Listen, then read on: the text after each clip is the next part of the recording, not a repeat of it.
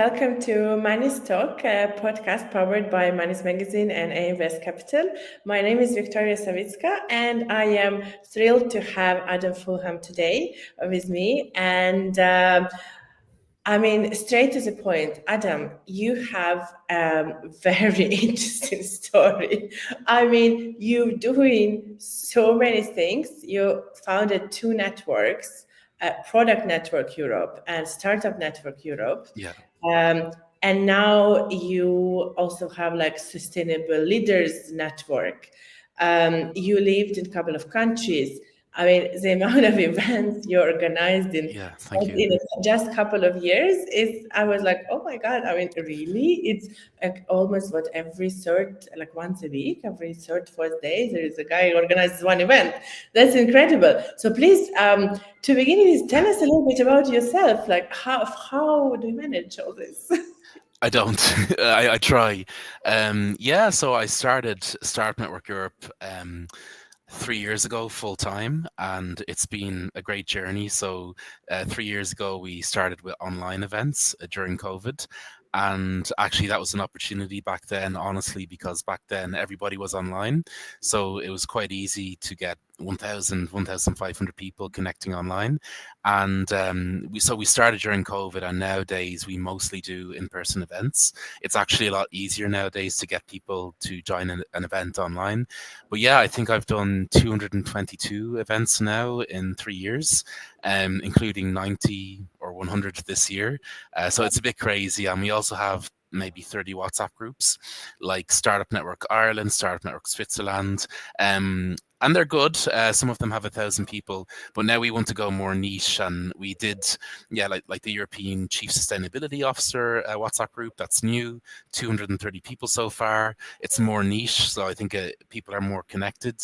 And I want to do more things like this, like a fintech group or an insurtech group. I think that people really connect like that.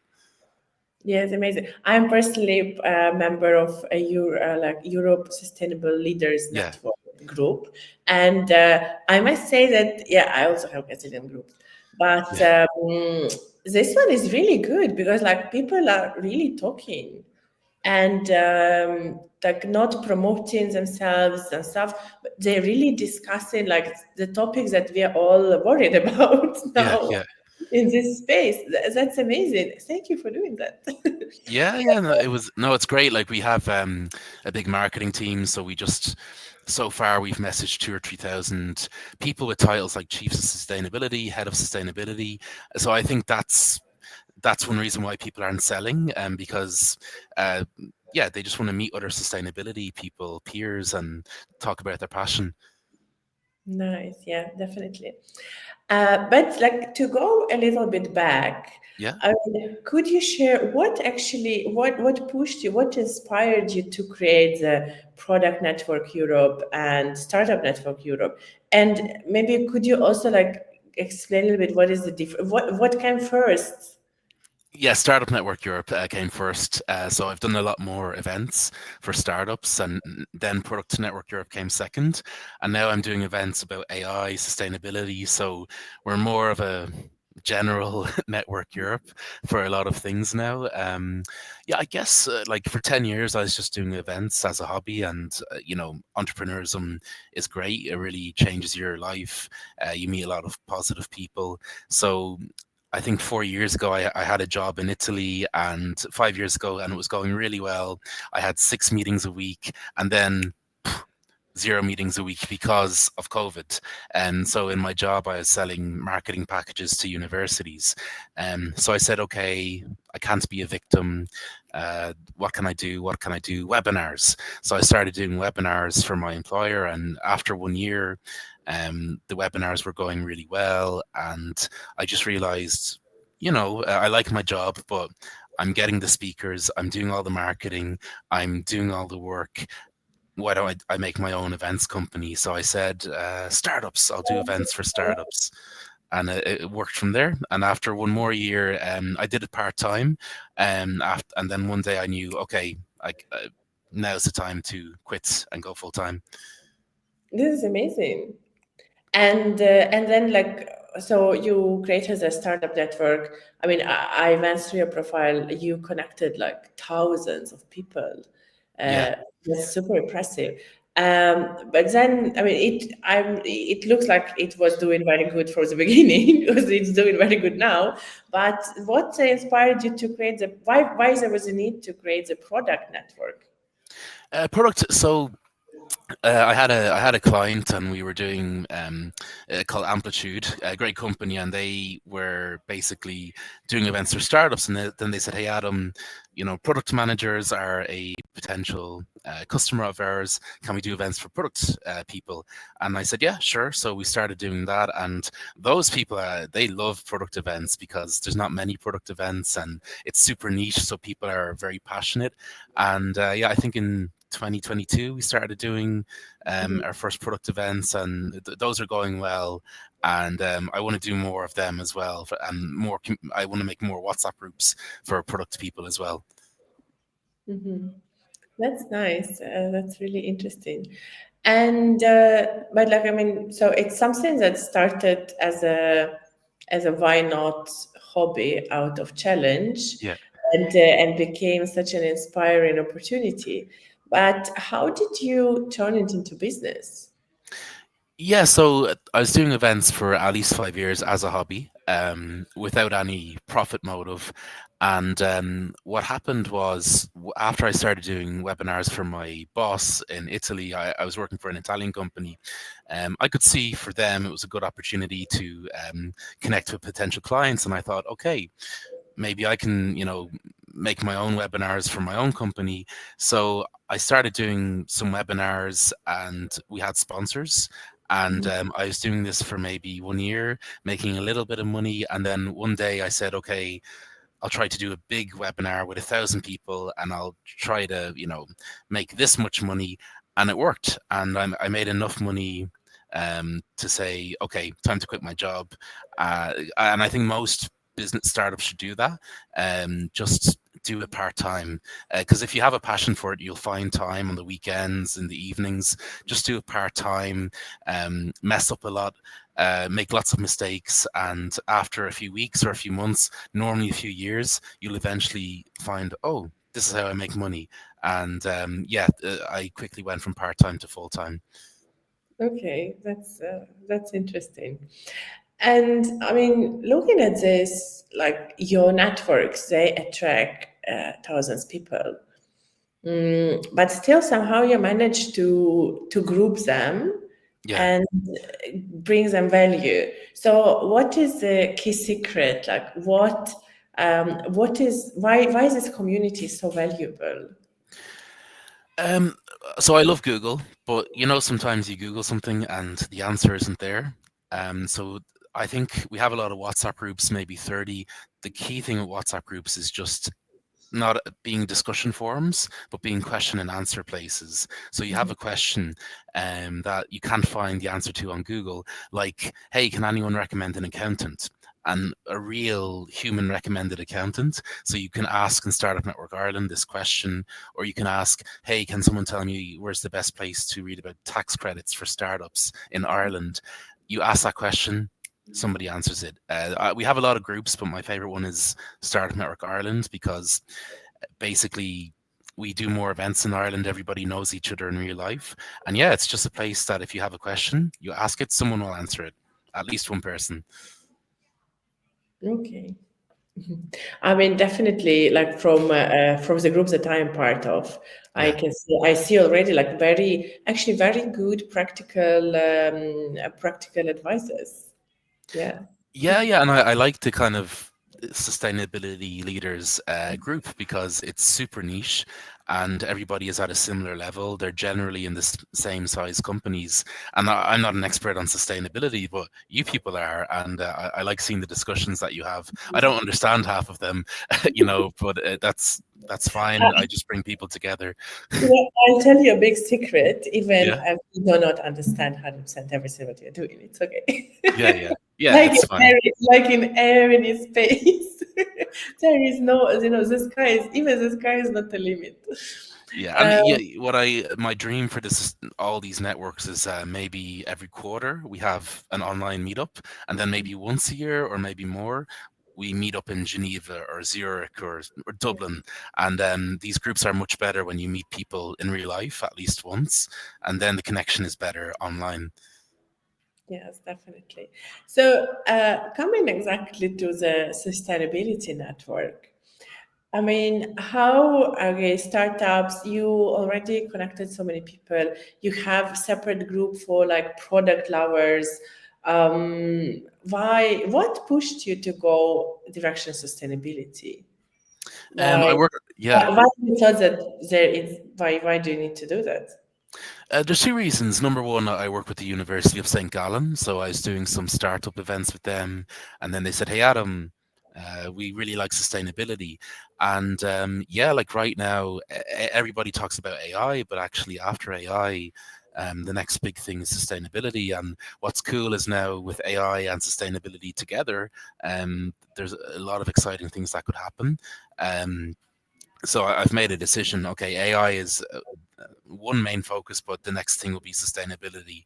So my dream for next year is actually to do a European sustainability conference, but also maybe have the European sustainability leaders WhatsApp group and maybe lots of country groups as well.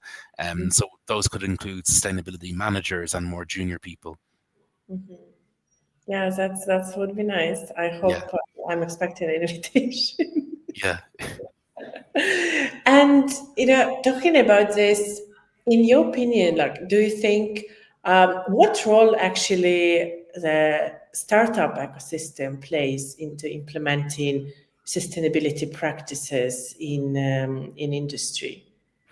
It's really key. I mean, I love having my small little company because we can be extremely flexible, and with startups, it's the same thing. A lot of corporations know this now, so they have their own innovation departments where they work with startups.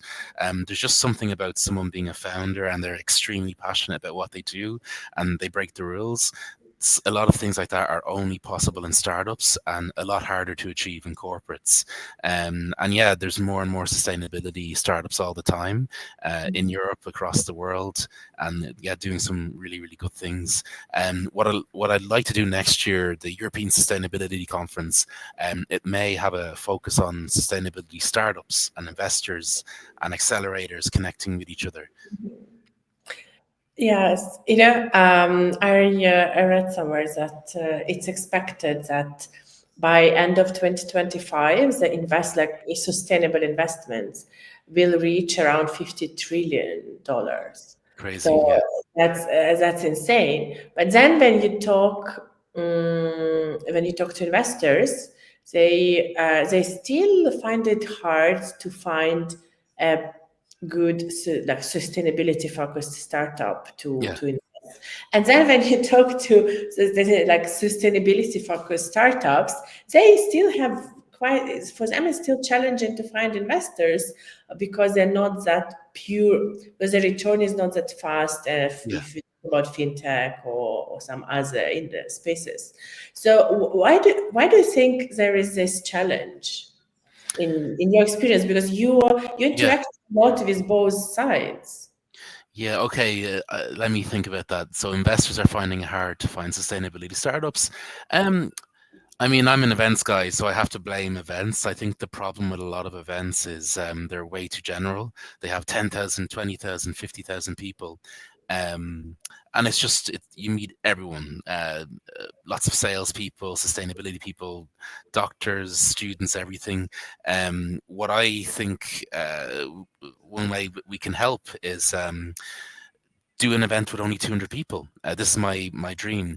The European Sustainability Startup Conference, and only 200 people, but maybe 160 of them are sustainability startups that we select from thousands of applications, and then maybe 30 to 40 are sustainability investors.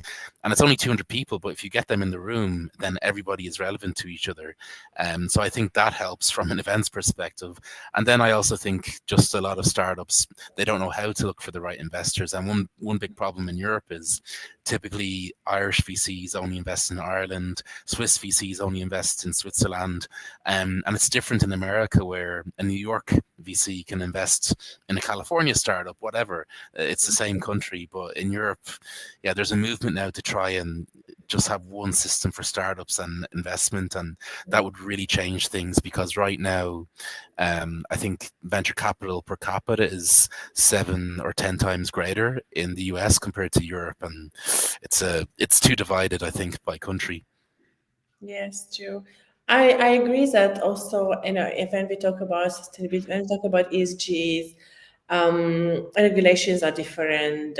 Yes, kind of European Union is somehow aligned, but then as there is other Nordic countries, Eastern Europe, it's still not at the same level. But do you think that startups, actually the startup networks, startups, they can contribute to, or maybe contribute and even like push it a little bit more, the green transition in Europe?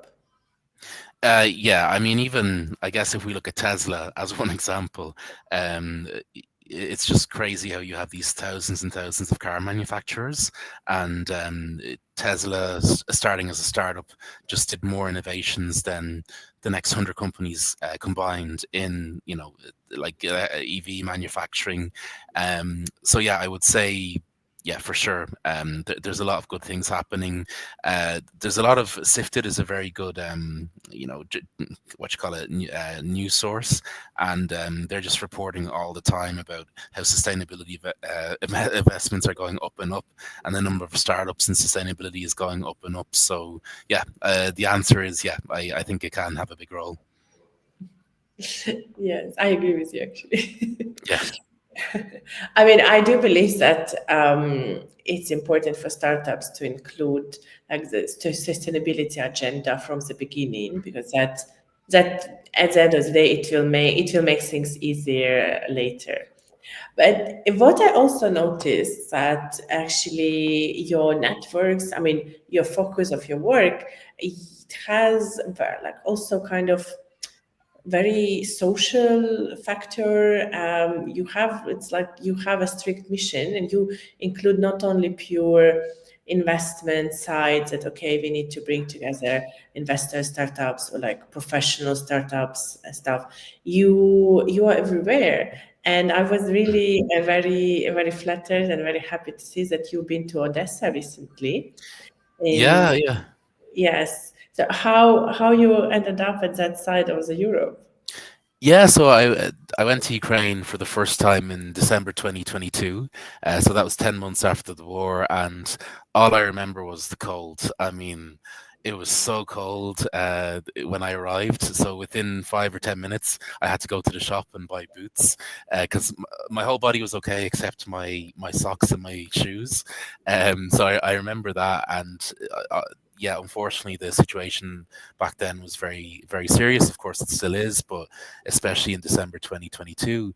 But we had a really nice trip because we basically said, okay, we want to do the first ever European startup conference. And I was thinking of doing it in Ireland or Belgium. And then I said, wait a minute, let's do it in Ukraine as a way to highlight Ukrainian startups.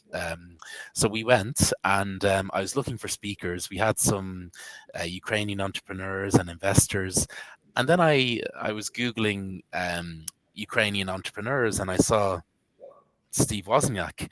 So Steve Wozniak, everybody thinks Wozniak is Polish, but actually Steve Wozniak, co-founder of Apple, alongside Steve Jobs, Steve Wozniak is actually American Ukrainian, Mhm. and he says I am Ukrainian. He's very proud. He visited in 2017, so I decided to contact Steve Wozniak, and he agreed to speak. And we did this webinar from Kyiv, and he spoke for 10-15 minutes. He talked about how he visited Kyiv in 2017. He spoke very well about Ukraine, and yeah, that was really inspiring. So I only went for 3 days in 2022, and then I went for 10 days in August 2023, and it was the summer. It was much better, and I went to Kyiv and also Odessa, and yeah, beautiful cities, really, really clean actually. I visit a lot of places, but Kiev, for example, is super clean, and then Odessa, people are very nice. We had a nice event there too. So yeah, I want to go back. Not now, not in December, but I want to go back in the summer. Yes, that's Yeah. better. It's nice. It's funny because I was checking your profile and I realized that actually my colleague from Epicenter was also one of the speakers in the Oh yeah. conference. August, yes. I was like, oh my God, why we haven't met before? That would be Yeah, so small much fun. world. Yeah, yeah. World is very small, yes. So, do you believe in a national net? Like, do you now thinking about creating like a national startup networks? Um, so this year I've done 90, 100 events more or less. It's way too much. They're mostly evening events. We do have a lot of national networks like Startup Network Sweden, Startup Network Ireland, but actually they're a bit too general. And my dream for next year is to do something totally different. So maybe we'll do only 10 or 20 events, but they'll be more full day events focused on verticals, like the European FinTech Conference, European InsurTech Conference. So the answer is maybe no. We'll transition towards European vertical events, and yeah, I think those can provide a lot more value for people. Yes, amazing. So, if you go back now, and I mean, could you imagine when you were like just playing around, doing webinars, and or making your first steps with Startup Network Europe? Could you imagine that it will grow so much, and it will be so well spread, and bring together so many people? And I mean, how do you feel? How do you see these networks evolving in the future? Yeah, yeah, no, I mean it's great. My life has really changed in the past 3 years, especially the past 2 years when we started the travel. Um, yeah, just yeah, like 222 events. I'm single, I have no kids. I'm able to do it right now. But yeah, I think in terms of how we move forward, I think people are really hungry for smaller events focused on niches. I've gone to some big events recently. I really admire them. I won't say any names, but if you have 10,000 people at a conference or even maybe 1,000 people, it's too much. It's very, very hard to connect Mhm. with the right people. And I think what people really, really want is maybe not even a European sustainability conference, but maybe what people want is a European sustainability leader conference, where you only have 1 or 200 people, but everybody is a chief, VP, head, director. The titles are titles, but you get what I mean. I think, yeah, people are really asking for that kind of thing. And also for communities, people are looking for more niche communities these days.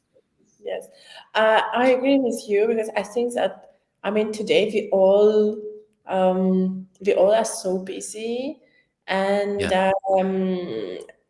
we need like you want it, you don't want, but because of the time is running so fast, and there is not so much, it's just 24 hours in one day, and we really need to filter a bit. Like you are forced to do that, and I mean, I'm happy to hear that you're focusing on this kind of niche events, niche groups to bring people from like same space um, to work together, because it's also for us, it's also hard to find each other actually. Yeah, yeah, yeah, okay, cool. We're doing the connection then. Well, even we've done a lot of product events, product management, like the Berlin Product Conference, the Amsterdam Product Conference, and we have 300 people. And for me, the events were great, but then we did the feedback form, and people liked the event, but the chief product officers, the more advanced people, the event was okay, and the event was okay, not great, because I'm a chief product officer. I'm listening to another chief product officer, and it's the content is quite general, because in the audience you have junior people and senior people, so it has to be not very focused. And also, I'm a chief product officer. I'm talking to, a junior product manager. Maybe someone is asking me for a job. So we start to do chief product officer events where we only have 30, 40 people. And it's much better because, first of all, the content is more targeted, more advanced. And also, oh, I'm a chief product officer. Who are you? Oh, you're also a chief product officer. And yeah, the networking can be a lot better. Yes. So I'm waiting for chief of sustainability Yeah. officers event, please. Yeah. I think I'd love to do it in, let's see, definitely next year, May, September, October, November. I promise you it'll happen. Okay, it's we've recorded it now. It's already recorded. We Yeah, have thousands witnesses. and it's cool. Like sometimes I make communities and they're quiet, but sometimes you make a community like the sustainability leaders one, and oh, people really needed this. So I can see already things are going quite well. Yes, definitely. I mean, Adam, just I think the last thing for Yeah, today, I wish we could talk more, sure. but I can't hold you for longer. But just the last thing for today, you've met so many startups, investors, professionals, developers, etc., etc., etc. What piece of wisdom, like what advice would you give to our audience? I think the main thing is there's a few books I really like. One is called The Seven Habits of Highly Effective People. It's such a good book, but the first chapter is all about just take self-responsibility. So a lot of entrepreneurs is saying, okay, something bad has happened. How is this my fault? And 90% of the time, it is your fault, in some way, and you can prevent something bad from happening in the future, or you can fix it. But once you say it's not the government's fault, it's my fault, then you can take action and change it. And I find that very, very liberating. I mean, for example, I have a few examples in my life, but we all do. But things that I thought, oh, this is not my fault, but it is, and it just means you can fix it, and that's a great feeling. That's a very good Yeah, point. I like when we call things by its name. yeah, exactly. Thank you so much, Cheers. Anton. Thank you for finding time. It was a great pleasure, and I hope we will have a chance to continue our conversation. Yeah, so I'll see you sometime in Geneva or Zurich, Slava Ukraini or Ukraine. Let's see. Yes. Thank you, Adam. Bye bye. Cheers. All the best. Thank you.